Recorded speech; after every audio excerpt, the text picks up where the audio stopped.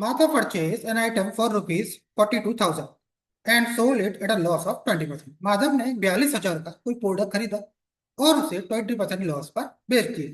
With that amount, he purchased another item and sold it at a gain of 30%. और बेचने के बाद 20% loss पर बेचने के बाद जो अमाउंट आया उससे एक और प्रोडक्ट खरीदा और उसको 30% प्रॉफिट पर बेच दिया। अब हमें पता लगाना है कि ओवरऑल गेन कितना हुआ इस पूरे प्रोसेस में। माधव को कितना परसेंट या सॉरी कितना गेन हुआ पैसों में। परसेंट में नहीं निकालना, हमें निकालना है पैसों। तो अगर इस क्वेश्चन को बेसिक मेथड से करेंगे तो ये बहुत ज्यादा टाइम कंज्यूमिंग होगा।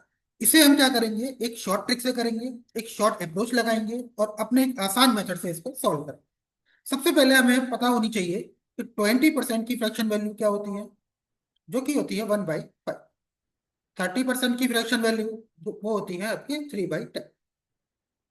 अब हम अपना एक मेथड लगाएंगे जिससे कि इजिली इस क्वेश्चन को सॉल्व किया जा सके। Initial and final. अब देखो, माधव ने इनिशियली कितना लॉस हुआ, उसे 20%।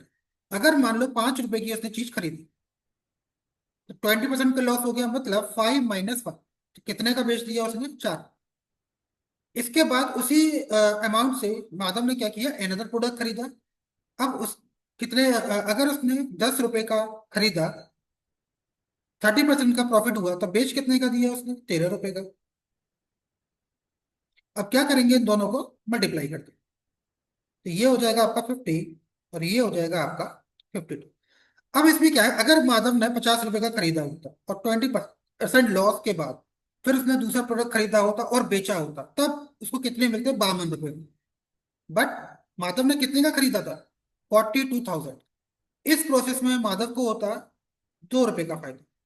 बट खरीदा कितने का, 42,000 का। तो मतलब जो 50 है आपका, जो 50 यूनिट है वो बराबर है 42,000 के।